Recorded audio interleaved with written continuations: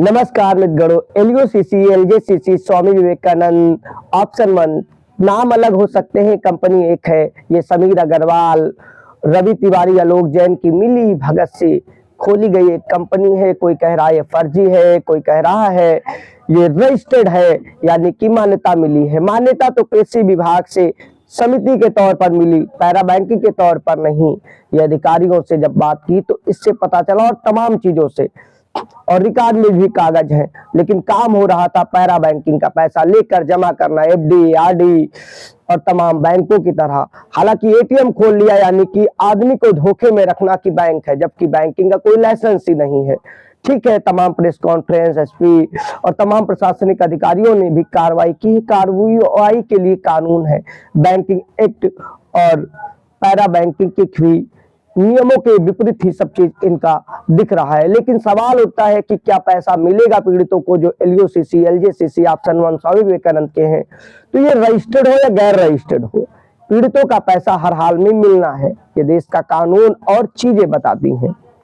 जैसे कि आपके घर से कोई चोरी ही कर ले जाता है, तब भी जब उसका पैसा रिकवर होगा, चोर पकड़ा जाएगा, तो आपका पैसा एक प्रोसेस होगी, कोर्ट में जाएगा, केस होगा, आपको प्रूफ करना पड़ेगा कि ये धन मेरा है और इन्होंने चोरी कर लिया था, या जो भी चोर कबूल करेगा। उसके बाद उस प्रोसेस से थोड़ा लंबी प्रक्रिया होगी, लेकिन पैसा मिलेगा। लेकिन इन बीच में टाइम लगेगा और आपको ही साबित करना पड़ेगा। तो एलयूसीसी, एलजेसीसी फर्जी हो या फिर रजिस्टर्ड या गैर रजिस्टर्ड, कुछ भी हो, कृषि मंत्रालय से सोसाइटी का लाइसेंस मिला है लेकिन पैरा बैंकिंग का नहीं।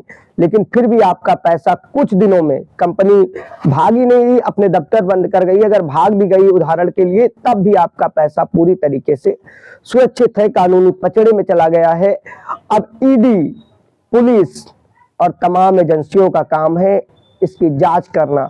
जांच करने के बाद इन सभी लोगों की, जिन लोगों ने तलपड़े से लेकर समीर अग्रवाल, रवि जैन, आलोक तिवारी, इन सभी की संपत्तियों को, तमाम चीजों को जांचने के बाद, जब्त करने के बाद वापस प्रशासन को सौंपना और इसके खिलाफ प्रूफ करना, जहां जहां इन्होंने इस पैसे का निवेश किया है, उपयोग किया है, खर्च किया है, किसी को उधार दिया है, या नाम बदलकर कोई कंपनी खोली है या जमीन खरीदी है, उनको जब्त करके, कुर्क करके पैसा इकट्ठा किया जाएगा। जो पैसा इकट्ठा होगा, उदाहरण के लिए सहारा इंडिया, पीएसएल, रोजा वैली और साई प्रसाद जैसी तमाम एजेंसियां, यानी कि ऐसी ही कंपनियां, हालांकि इनमें सहारा जैसी, पीएसएल जैसी, रोजा वैली जैसे रजिस्टर्ड थी, जिन्हें पैरा बैंकिंग का लाइसेंस मिला था, लेकिन फिर भी अगर पैसा ये नहीं दे रहे हैं, समय पूरा हो गया है कानून के दायरे में, तो इस तरीके से फिर प्रक्रिया अपनाई जाएगी। सेबी लेकर आए या फिर अन्य एजेंसियों के दायरे में, क्योंकि यहाँ पे तमाम चीजें हैं। बच सकते 2019 भी यूज होगा, पैरा बैंकिंग के भी, चिटफंड के भी एक्ट, और राज्य और केंद्र के अलग अलग कानून हैं, किस कानून में किस दायरे में फिट पड़ता है। लेकिन उस प्रक्रिया के बाद आपको आवेदन देना होगा, दावा देना होगा, कुछ दिन बाद आपको पैसा मिलेगा। कुछ जगह पर एजेंट संचालक गिरफ्तार किए जा रहे हैं। जब ललितपुर से पहली बार भांडाफोड़ चीजें हुई, आज से 6 महीना पहले चीजें हुई, तो इसमें पूरी तरीके से काम, यानी कि आप जैसे कि किसी भी चीज का लाइसेंस लेते हैं, उदाहरण के लिए हम पत्रकारिता से रजिस्टर्ड है, हमने पत्रकारिता में मास्टर ऑफ मास कम्युनिकेशन और 2 मास्टर डिग्रियां प्राप्त कर रखी है, और हमें आरएनआई और प्रेस के अलग अलग कानून तहत पत्रकारिता का काम दिया गया, ना कि बैंक खोलने का। उदाहरण के लिए अगर हम बैंक खोलकर किसी का पैसा डबल कर रहे हैं, ट्रिपल कर रहे हैं, कुछ भी कर रहे हैं अपने पत्रकारिता ऑफिस की आड़ में, तो ये भी फ्रॉड हुआ, क्योंकि मुझे तो कोई और काम करने का लाइसेंस दिया, कर हम कुछ और रहे हैं। दूसरे उदाहरण से आपको समझाएंगे।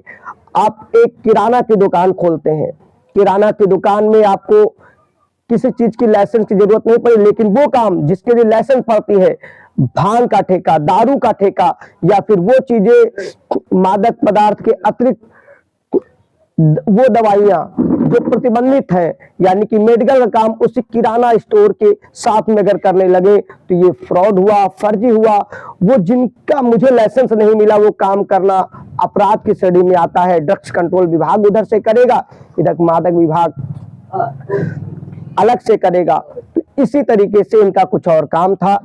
जिस तरीके से अलग अलग केस स्टडी, अलग अलग प्रेस कॉन्फ्रेंस और तमाम चीजें प्रेस नोट पढ़ने के बाद समझा है। और जमीनी स्तर पर एजेंट परेशान है, कार्यकर्ता परेशान है, क्योंकि देश के 16 राज्यों के 100 से अधिक जिलों के अंदर 10,000 करोड़ से ज्यादा का निवेश होने की जानकारी अलग अलग तथ्यों, पत्रों और अधिकारियों के जानकारी से प्राप्त हो रहा है।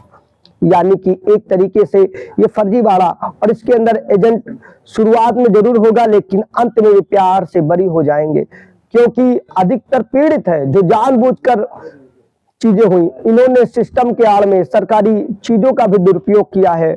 और बहुत कुछ लोग सवाल उठा रहे हैं कि सरकारी एम्बुलेंस चला रहे थे, एटीएम चला रहे थे और तमाम चीजें लाई जा रही थी। उस समय सरकार कहाँ थी? वित्तीय मदद। महोदय, रजिस्ट्रेशन विभाग चीजें अलग होती है। अगर सामाजिक कार्य के लिए आप किसी भी डीएम अधिकारी या कार्य किसी को कुछ सौंपेंगे तो विभाग उसके तहत जनहित के लिए यूज करता रहता है। हाँ, तीसरी चीज अगर हम बात करें तो कहाँ पर हमारे अधिकारी कार्यकर्ता, जैसे कि वित्त धोखाधड़ी को रोकने के लिए एजेंसियां हैं, फ्रॉड को रोकने के लिए, क्राइम को रोकने के लिए, अवैध किसी और काम के लिए लाइसेंस लेकर कोई और काम अगर इतने दिन से किया जा रहा है तो ये हमारी एजेंसियों की आड़ में, हमारी कानून व्यवस्था के आड़ में धोखा था। अगर ये धोखा नहीं है तो किसका इन्हें आशीर्वाद प्राप्त है या किसकी सह पर ये हो रहा था, किसकी मिली भगत से हो रहा था? उनको भी गिरफ्तार करने की जरूरत है, उन पर भी कार्रवाई की जरूरत है।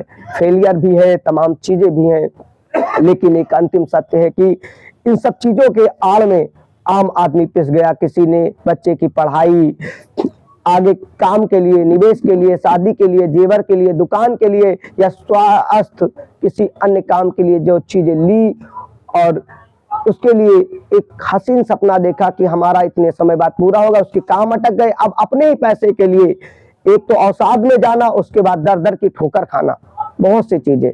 बहरहाल सहारा, पीएसएल, रोजा वैली और तमाम कंपनियों की तरह रेगुलेट हो या अनरेगुलेट हो, पैसा सुरक्षित है, बस कानूनी प्रक्रिया के बाद टाइम्स लगेगा और जितनी संपत्तियां इनकी रिकवर होंगी, चीजें होंगी, अगर आपको लगता है फ्रॉड है, आप एफआईआर दर्ज करिए, चीजें करिए ताकि आपका पैसा सुरक्षित होकर चीजें मिले।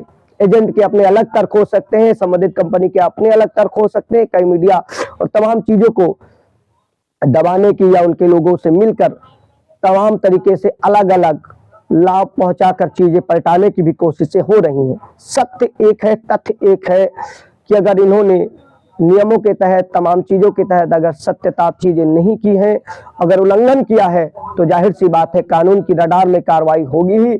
अगर ये सही होते तो अब तक गिरफ्तारियां, तमाम चीजें क्यों होती? और अगर बिल्कुल सही है निवेश की तो क्यों पैसा जिनका पूरा हो रहा है, चीजें हो रही नहीं दी जा रही हैं? तो जाहिर सी बात है बहुत कुछ है, ये पूरा झोल है, दिखाने का हाथी के दांत की तरह, दिखाने के कोई और दांत है, खाने के कोई और है। असल उद्देश्य में पूंजी स्कीम वही होती है जैसे कि 100 लोगों का पैसा जमा हुआ और जब उनका पूरा होने वाला है 2-4-5 साल में, तब तक 1000 का आ गया, 900 का जेब में रख के अलग कामों में निवेश करके 100 का वापस कर दिया। और तमाम चीजें तथ्यात्मक, हमने केवल इस पर इन जैसी और जितनी भी स्कीमें होती हैं, एक ऐसी पहली चिटफंड नहीं है, सैकड़ों चिटफंड साल में आती जाती रहती हैं और तमाम लोग फंसते रहते हैं और तमाम अदृश्य जाल में फंसते हैं। अब तो ऐप के माध्यम से, ऑनलाइन वेबसाइट के माध्यम से और फोन कॉल के माध्यम से भी लोग फंसते हैं। बस इसके बीच में होता है लालच, झांसा और बहुत कुछ। विशाल की रिपोर्ट में ऐसे ही जानकारियां मिलती रहेंगी। आपको क्या लगता है? अगर अच्छा लगता है कि सही जानकारी देने की कोशिश की तो लाइक शेयर सब्सक्राइब करिए। बाकी तथ्यात्मक समझ और जो कुछ है कार्रवाई भी हम आपको अवगत कराते रहेंगे ताकि आप सचेत रहें, सावधान रहें, आगे किसी चीज में फंसे ना। जय हिंद।